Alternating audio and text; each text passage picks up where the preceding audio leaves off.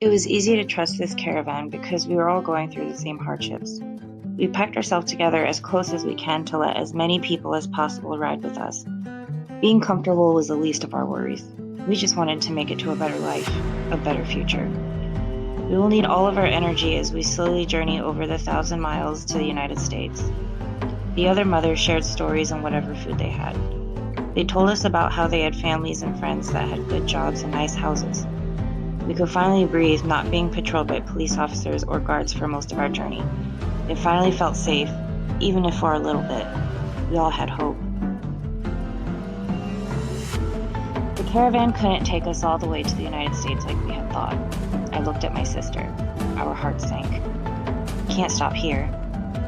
We were then dropped off at the Suchiate River. We needed to cross the river to get into Mexico. Fear came over me again, but I had to be strong. Then they instructed us carefully. They told us to take the rafts into Mexico and then take the train to the United States. About 15 of us got onto one raft. My sister and I held onto our children tightly as the raft swayed down the river. We made it safely, but I had a bad feeling that this was just the beginning. We boarded a train to take us through Mexico.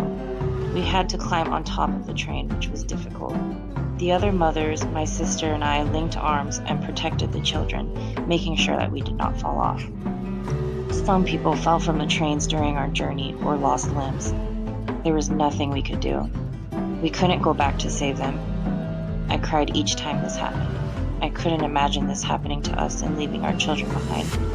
That thought kept me strong. The trains would make stops and we had to be careful not to get robbed or attacked from others. Luckily, we were safe during the train ride. Others were not. We stopped at a few shelters, but did not stay long as the journey ahead was still long. Taking the trains through Mexico, we finally reached the border of Arizona. Coming to Arizona as an immigrant is not easy. We knew that we couldn't just walk in. We had to be careful. We learned that you could go to jail if you were caught, or even worse, deported.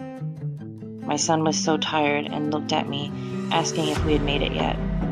I looked at my sister, then at my son. I had to keep telling him we were almost there. We had to make it. We had to.